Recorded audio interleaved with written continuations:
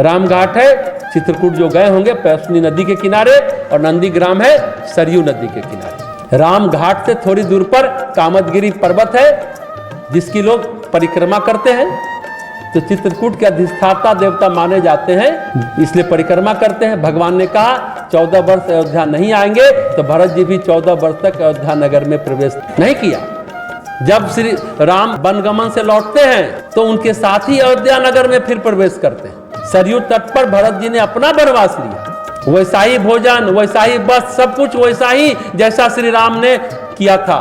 गोस्वामी जी कहते हैं कि सेवक का धर्म सबसे कठोर होता है। सचमुच सेवक का धर्म सबसे कठोर होता है।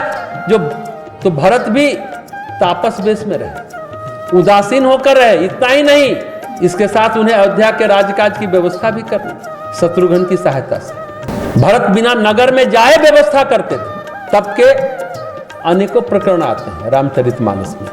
माता पार्वती की तप साधना की भी चर्चा है, उनका भी वर्णन है। तप का मूल होता है संकल्प। तपस्वी जो होता है संकल्प को केंद्र बनाकर, संकल्प के सूत्र से जुड़कर अपनी तपस्या साधना को करता है, तब तप साधना चलती है। संकल्प को केंद्र बनाकर, संकल्प को सूत्र बनाकर, और तब तक चलती है जब तक साधना पूर्ण नहीं हो जाती। तपस्या तो स्वाभाविक रूप से संकल्प से शुरू होती है, पर भरत जी की तपस्या में तप, स्वाध्याय और ईश्वर प्रणिधान तीनों शामिल है, जिसे पतंजलि ने क्रिया योग कहा। तप, स्वाध्याय, ईश्वर प्रणिधान। भगवान श्री राम के चरण में उनकी शरणागति शामिल है। ईश्वर शरणागति ही ईश्वर प्रणिधान है। तप है कर्म, स्वाध्याय है ज्ञान, ईश्वर शरणागति है भक्ति। इस तरह से समझिए। स्वाध्याय रूप में राम मंत्र का चिंतन, राम मंत्र का जप, राम मंत्र का मनन है। जीव राम नाम ही जपती है, आंखों से अश्रु बहते हैं, हृदय में सीताराम विराजते हैं। भरत जी ने ये कठिन व्रत लिया, कठिन तप साधना शुरू की। ये साधना के कई चरण हैं। राम जी का सहयोग करना, राम राज्य स्थापित करना, अयोध्या को सुरक्षित रखना, और उस संकल्प को पूरा करने में सहयोग करना था जो संकल्प 14 वर्ष के वनवास का राम जी ने लिया। तपस्वी के जीवन में तपस्या की अवधि निर्धारित नहीं होती है, संकल्प की पूर्णता ही उसकी समय की अवधि होती है। हम लोग अनुष्ठान 9 दिन का कर रहे हैं, अवधि निर्धारित है ना कि हम 9 दिन ही करेंगे, लेकिन भरत के अनुष्ठान का की अवधि निर्धारित नहीं है। जब तक लक्ष्य पूरा नहीं होगा तब तक समय चलता रहेगा। भरत जी के साथ ऐसा कुछ नहीं है कि हम 1 साल का अनुष्ठान कर रहे हैं, कि 9 दिन का कर रहे हैं या 40 दिन का कर रहे हैं। भरत जी के साथ ऐसा नहीं है। पार्वती की भी तपस्या क्या थी? जब तक संकल्प पूरा नहीं होता कि पति के रूप में शिव नहीं मिलेंगे, तब तक मैं कुमारी रहूंगी। भरत जी की तपस्या संकल्प से जुड़ी हुई है। भरत जी ने चित्रकूट में ही कह दिया था, प्रभु 14 वर्ष से एक भी दिन ज्यादा हुआ, आप मुझे जिंदा नहीं पाएंगे। अगर आप नहीं आए तो आप मुझे जिंदा नहीं पाएंगे। अग्नि में देह को विसर्जित करूंगा। भरत जी ने एक नवीन अग्नि जलाई, वह अग्नि थी तप की अग्नि। आपको मालूम होगा जब पुष्पक विमान से आ रहे थे 14 वर्ष बाद, बाली, सुग्रीव, हनुमान सभी थे। बोले अरे 14 वर्ष हो गया, हो सकता है भरत का मन बदल गया होगा, पहले पता लगा लीजिए कि सचमुच वही मन है जो 14 वर्ष पहले चित्रकूट में कहा था। तो भगवान मुस्कुराए, बोले हाँ हाँ, भरत की परीक्षा लेनी चाहिए।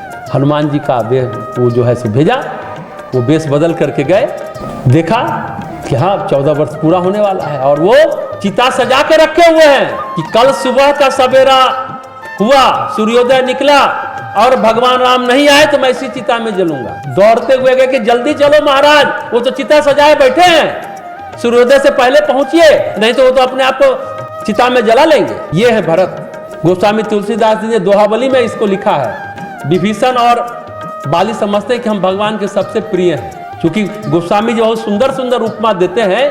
तो जब भरत को देखा, सुना, तो कहते हैं जैसे चोर चोरी करते हुए पकड़ा जाता है ना, तो कैसी मनोस्थिति होती है, वैसी मनोस्थिति बाली और सुग्रीव की हो गई। गोस्वामी जी दोहावली में इस बात को कहा है। तो तप का मर्म कम लोग जानते हैं।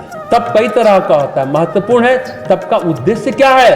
परिशोधन के लिए तप आप कर रहे हैं, तप के द्वारा अशुद्धि का नाश करने के लिए आप तप कर रहे हैं। अगर आप शरीर के अशुद्धि का नाश कर रहे हैं तो इंद्रियों की सिद्धि हो जाती है और शरीर की सिद्धि हो जाती है। पहला तप होता है देह का, इंद्रियों के समस्त विकार कहते हैं जय प्राप्त करना, विजय प्राप्त करना। पहला चरण है तप का। इंद्रियों की चंचलता, भटकन जो होती है वही अशुद्धि है, मल है, उसे विसर्जित करना तप से। यह है प्रारंभिक चरण। तप का दूसरा चरण है चित्त की शुद्धि। इंद्रियों के बाद इंद्रियों में विकार आते कहां से हैं? तो चित्त की वृत्तियों से आते हैं। दूसरा चरण है चित्त को शांत करना। तब तो रावण ने भी किया था, हिरण्यकश्यपु ने भी किया था। लेकिन रावण के तप का उद्देश्य क्या था? चित्त शुद्ध करना नहीं था। रावण के तप से चित्त शुद्ध नहीं होगा, चित्त शांत नहीं होगा। रावण की काया बलवान हुई लेकिन इंद्रियां सतेज हुई, नियंत्रित नहीं हुई। लेकिन रावण का संकल्प क्या था? रावण का उद्देश्य क्या था? वरदान पाना, संसार पाना था। पर भरत जी की तपस्या या जो ऋषि लोग तपस्या करते हैं उनका उद्देश्य चित्त को शुद्ध करना, चित्त को शांत करना। ये फर्क है। असुरों की तपस्या और ऋषियों की तपस्या में बहुत फर्क है। भक्त की तपस्या में बहुत फर्क है। जो भक्त होते हैं, जो शुद्धि करता है, परिमार्जन करता है, ऊर्जा का संरक्षण तप का प्रधान उद्देश्य है। ऊर्जा बहती है कहां से? इंद्रियों से निकल जाती है ऊर्जा, देह से। ये न बहे तप का पहला उद्देश्य, पहला चरण। देह इंद्रियां शुद्ध हो जाए, दूसरे चरण में चित्त शुद्ध हो जाए। जो संस्कार के बीज है, कर्म के बीज है, उनको शुद्ध करना है, चित्त से निकाल बाहर करना है। ऊर्जा का संरक्षण और जीवन का परिशोधन, यह है तप। तप को अगर दो शब्दों में परिभाषित करें तो ऊर्जा का संरक्षण करिए तब बात बनेगी, और जीवन का परिशोधन करिए तब बात बनेगी।